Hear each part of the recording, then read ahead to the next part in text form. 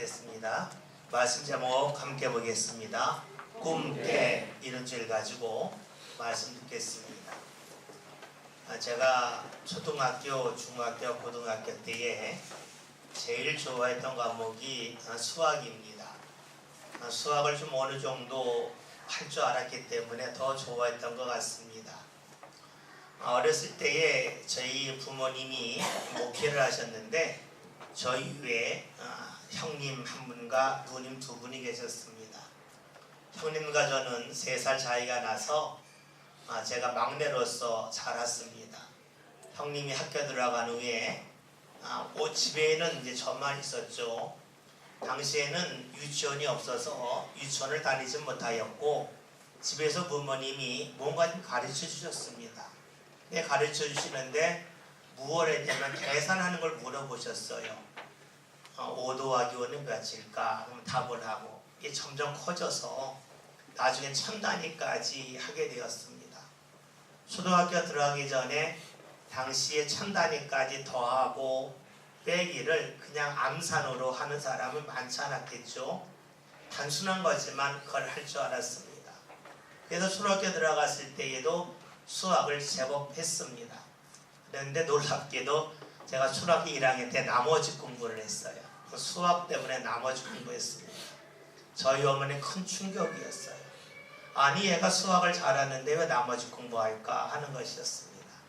나머지 공부한 이유는 덧셈을 잘 못해서입니다. 그것도 한 자리인데 못했어요.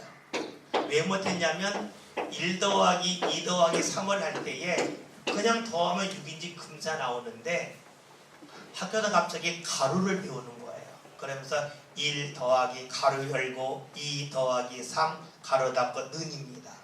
저는 앞에서부터 1 더하기 2는 3, 3 더하기 3은 6 이렇게 나왔는데 학교에서 그러면 틀리는 거예요.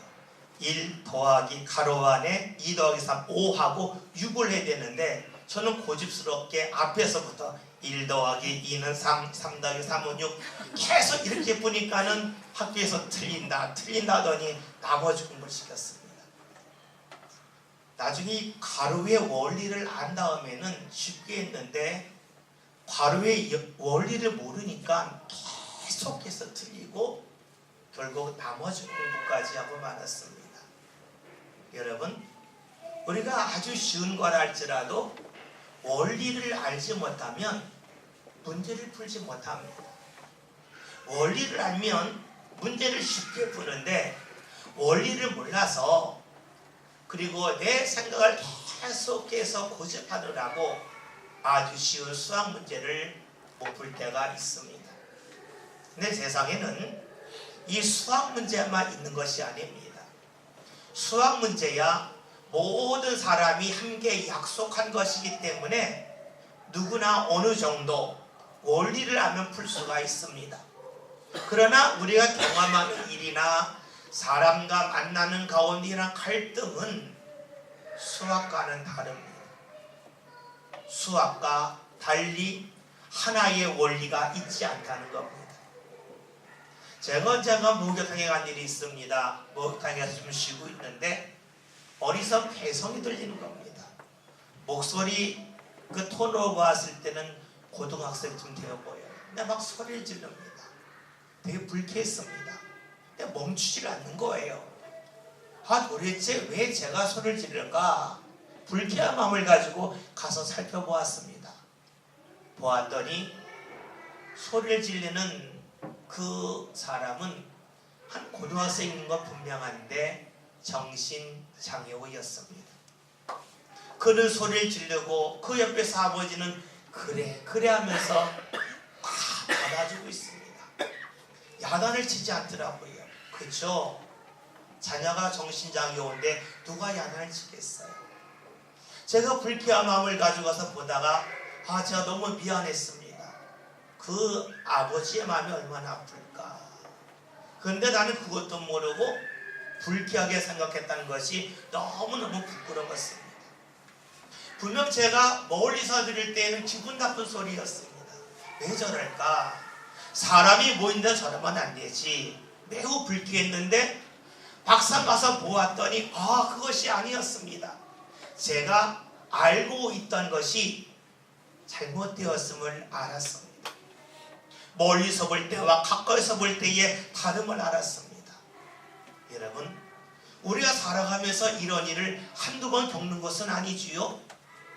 내가 지금 있는 자리에선 그것이 틀린 것 같고 불쾌하고 잘못된 것 같은데 가까이 가서 보면 내 판단이, 내 생각이 옳지 않았음을 우리는 여러 번 반복해서 경험하고 있습니다. 그런데 여러분, 이런 일이 우리가 살아가면서 어떤 일을 대할 때에, 어떤 사람을 만날 때에만 그렇게 할까요?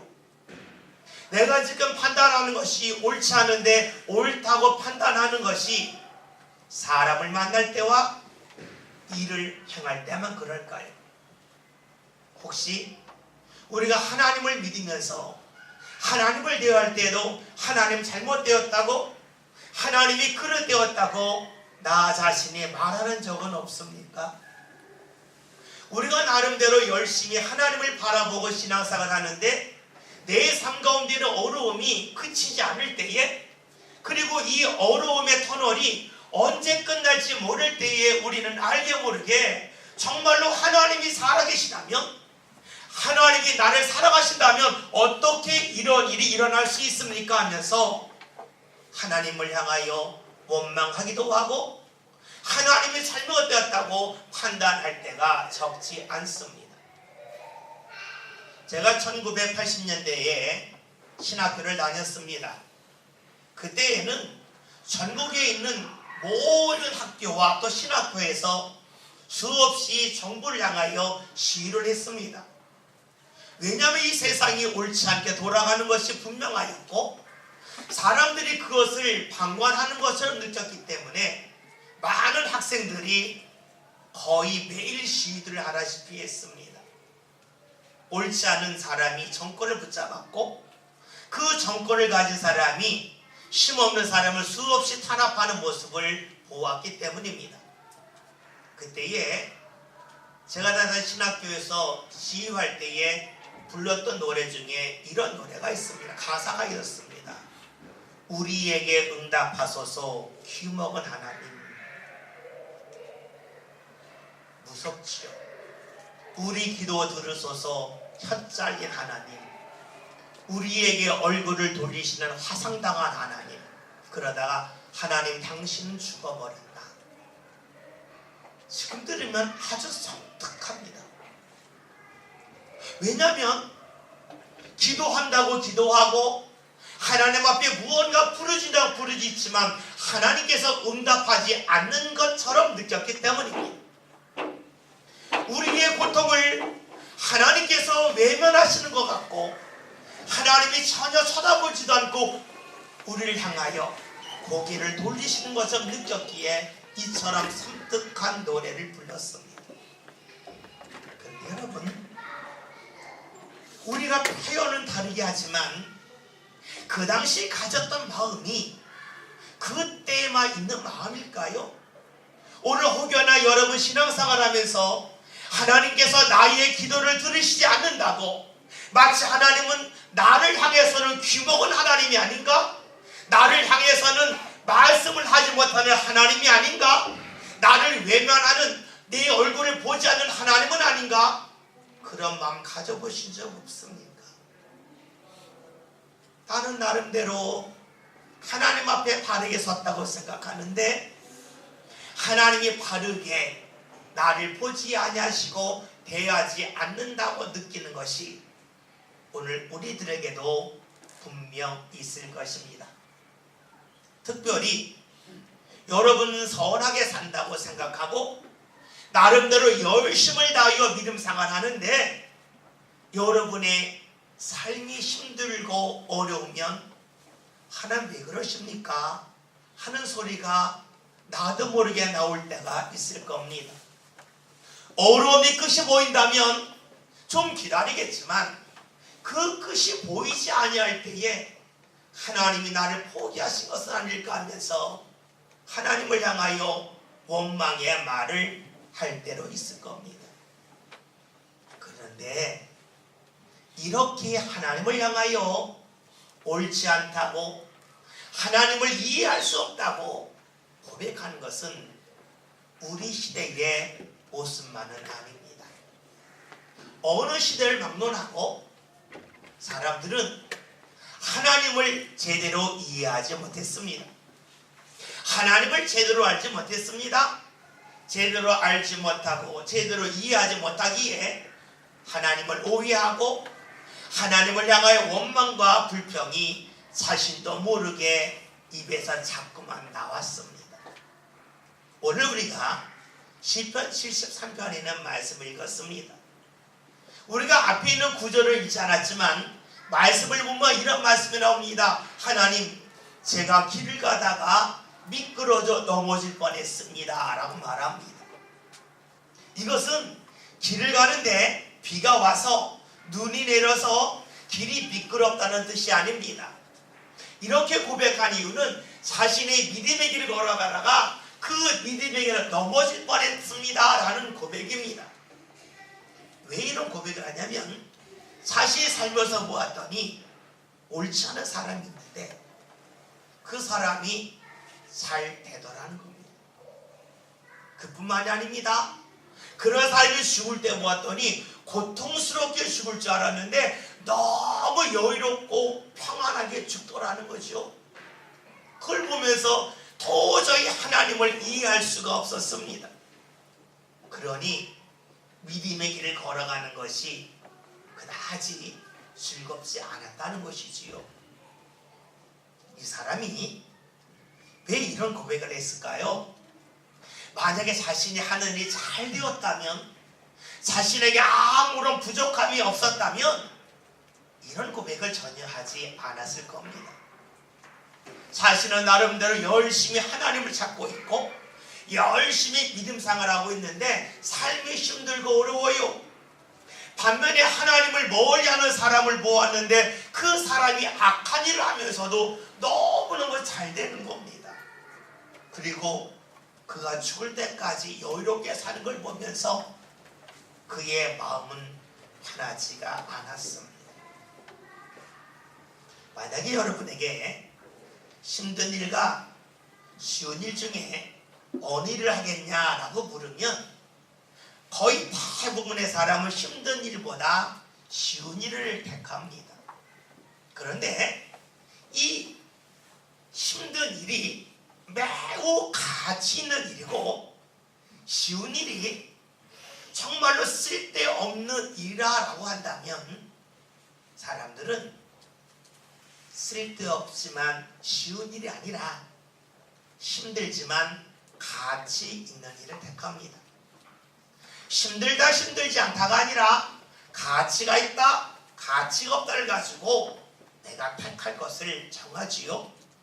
그런데 가치가 있다 없다고 하는 것은 다른 말로 하면 내가 생각할 때에 이해할 만한 일이라면 그것이 힘들어 하지요.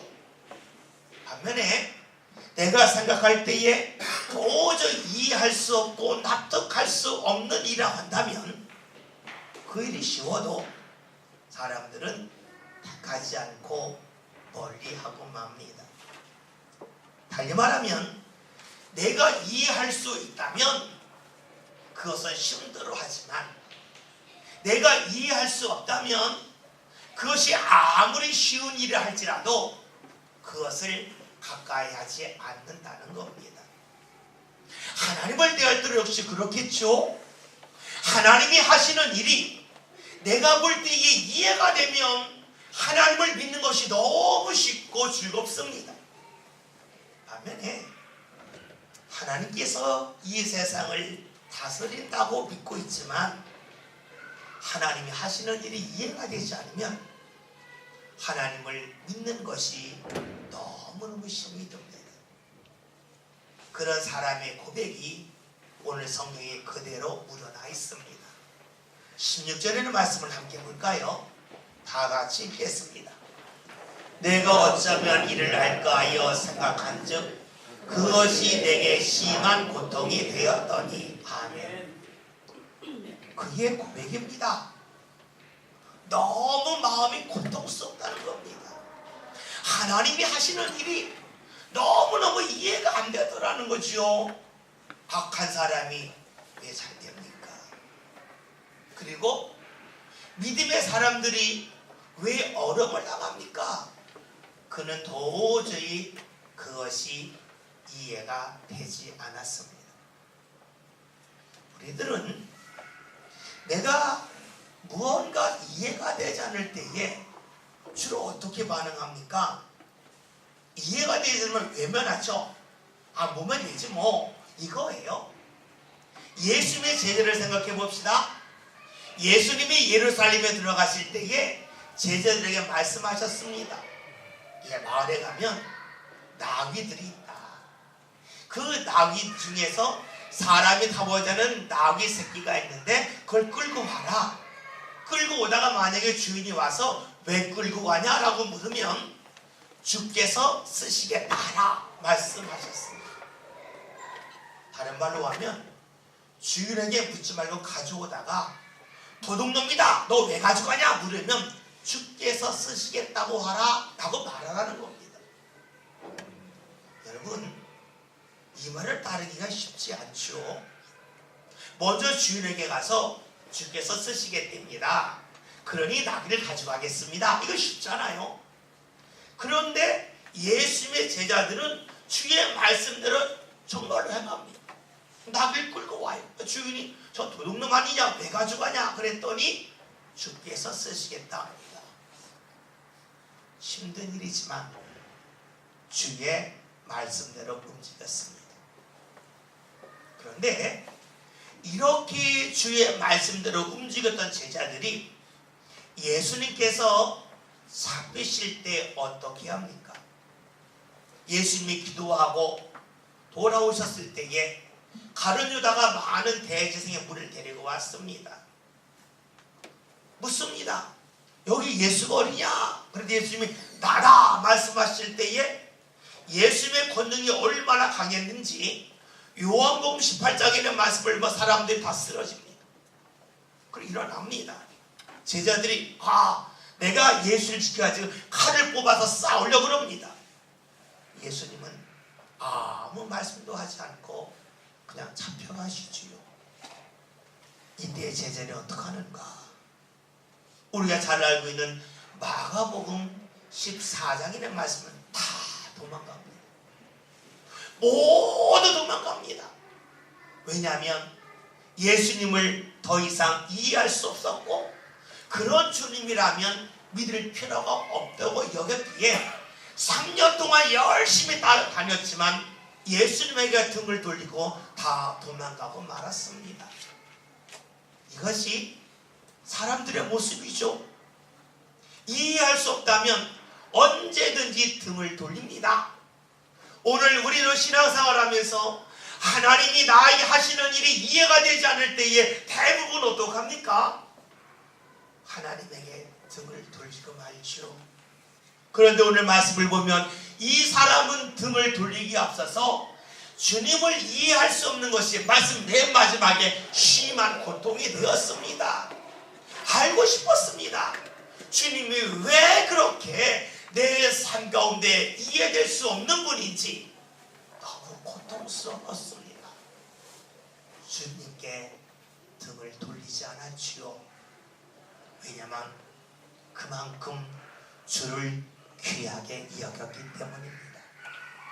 너무너무 주님을 귀하게 여겨서 주님을 이해할 수 없어도 등을 돌리지 않고 오히려 그것이 자신에게 아픔으로 다가왔을 뿐입니다. 그런데 이렇게 이해할 수 없었던 주님이 어느 날 이해가 됩니다. 어떻게 해서 이해가 될까요? 오늘 말씀 보겠습니다. 17절 함께 같이 봅니다. 하나님의 성소에 들어갈 때에야 그들의 종말을 내가 깨달았나이다. 아멘. 말씀을 봤던 이 사람이 자신이 있는 자리에 계속 있지 않고 하나님의 성소에 들어갔더니 깨닫게 되었다는 겁니다. 우리는 말씀을 보면 하나님의 성소라고 나와 있음을 발견합니다. 하나님의 성전이라고 말하지 않고 성소라고 말합니다. 성소는 말 그대로 거룩한 장소가 되겠죠. 왜 성전이라고 말하지 않고 성소라고 말했을까요? 왜 명확하게 누구나 알 수 있는 성전이라 말하지 않았을까요? 이유는 간단합니다. 그것은 공간에 관심을 갖지 말라는 겁니다. 공간, 어느 특정한 장소에 들어갔기 때문에 하나님이 하신 일을 깨닫다는 게 아닙니다. 사람들은 공간에 관심이 많죠. 만약에 우리가 이 말씀을 공간으로 여긴다면 내가 교회에 오면 하나님의 뜻을 깨닫는다가 되겠죠. 그러나 우리가 교회에 왔다고 해서 다 하나님의 뜻을 깨닫는 것은 아닙니다. 왜 성소라 그럴까요? 그것은 하나님이 계신 장소를 말하는 것이지요. 하나님이 계신 자리에 갔더니 이해할 수 없는 것이 깨달아졌다는 겁니다. 다시 말하면 하나님이 계신 자리에서 하나님의 눈으로 하나님의 마음을 갖고 바라보았더니 깨달아지더라는 것이지요. 내 자리에서는 내 생각으로는 이해할 수 없었던 일들이 하나님의 자리에서 하나님의 마음과 하나님의 눈으로 보았더니 깨달아지더라는 겁니다. 제가 설교 앞에서 목욕탕에서 만난 정신장애에 관한 말씀을 들었습니다. 제가 탕 안에만 계속 있었다면, 좀 멀리 있었다면 괴성을 지르는 그 학생에 대하여 마음이 아픈 것이 아니라 왜 저럴까 하면서 계속 불쾌하고 상한 마음이 이어졌을 겁니다.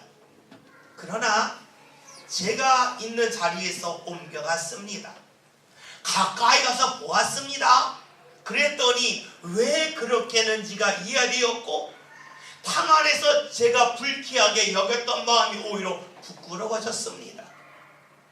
내 자리가 아니라 자리를 옮겨가면 보이지 않던 것이 보입니다. 느낄 수 없는 것을 느끼게 되어지죠. 우리가 하나님의 성소에 들어간다는 것은 단지 교회에 왔다는 것을 말하는 것이 아닙니다. 하나님의 마음을 가지고 하나님의 눈을 가지고 볼 때에 이해할 수 없었던 것들이 보여지고 이해되어진 역사가 나타난다는 것입니다. 오늘 말씀을 보면 하나님이 이해되지가 않았습니다.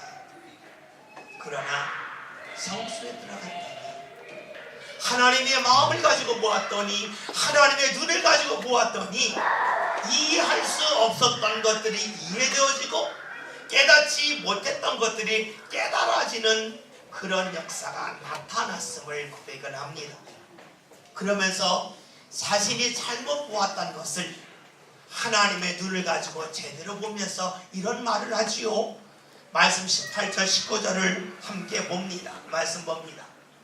주께서 참으로 그들을 미끄러운 곳에 두시며 화면에 던지시니 그들이 어찌하여 그리 갑자기 황폐되었는가 놀랄 정도로 그들은 전멸하였나이다. 아멘. 하나님의 눈으로 보았더니 그는 알게 됩니다. 갑자기 그들이 어느 날 황폐되어졌음을 그는 보게 되었습니다. 이것은 무엇을 말할까요? 자신의 눈으로 보았던 것이 옳다고 여겼습니다. 그러나 하나님의 자리에서 보았더니 내가 보았던 것이 온전하지 아니함을 알게 되죠. 자신이 본 것은 일부라는 것을 그때 알게 됩니다. 전체를 보았더니 그들은 황폐할 사람, 갑자기 사라질 사람이라는 것을 알게 됩니다. 여러분, 그렇습니다. 내가 보는 것, 그것이 지금은 옳다고 여기지만 하나님의 자에서 보면 그것이 옳지 않음을 알게 됩니다. 우리는 무엇을 봅니까? 주로 결과를 보지요. 내 눈에 보이는 결과를 보고 판단할 때가 적지 않습니다. 그러나 하나님은 결과만이 아니라 모든 것을 보실 뿐만 아니라 보게 하신다는 거죠. 여러분들이 혹시 등산을 좋아하시는지 모르겠습니다. 아주 높은 산에 가장 빨리 가장 쉽게 오르는 방법이 무엇일까요? 아주 쉽죠. 헬리콥터 타고 올라가는 겁니다. 헬리콥터 타고 올라가면 아주 신속하게 올라갑니다. 아주 쉽게 올라갑니다. 그리고 그 자리에서 펼쳐지는 아름다운 광경을 마음껏 볼 수 있습니다. 반면에 밑에서부터 한 발 한 발 내딛고 올라가는 사람은 매우 힘들고 때는 고통스럽게 산행을 하다가 정상에 오르지요. 정상에 오르면 똑같습니다. 그런데 아무리 높은 산에 많이 올라갔다 할지라도 헬기를 타고 올라간 사람은 그것 때문에 건강이 좋아지지 않습니다. 다리에 근육이 붙지 않습니다. 호흡이 좋아지지 않습니다. 반면에 걸어서 올라간 사람은 많이 힘들고 고통스러운 시간을 오랫동안 보낼 수 있겠지만 그 사람은 산에 올라가서 아름다운 것을 보는 것으로 끝나지 않고 건강한 모습으로 그의 삶이 이어집니다. 산 꼭대기에서 보는 아름다움만이 아니라 산 중간중간에서 볼 수 있는 아름다움을 보고 그늘의 감사함을 알고 햇빛의 따뜻함을 몸소 느낄 수가 있습니다. 결과만을 본다면 헬리콥터를 타고 정상에 오르는 게 좋겠지요. 그리고 그것이 부러워 수 있겠지요. 마치 우리가 이 세상을 살아갈 때에 내가 직장 생활을 하면서 밑에서부터 한 발 한 발 올라가는 사람이 있는가 하면 어떤 사람은 갑자기 헬리콥터를 타고 높은 곳에 내려앉는 사람이 있습니다.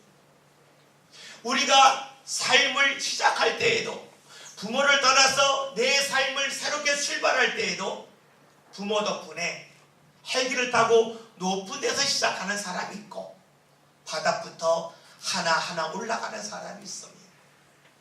대부분의 사람들은 헬리콥터를 타고 위에서 내려오는 것, 그것을 복되라고 여기겠지요.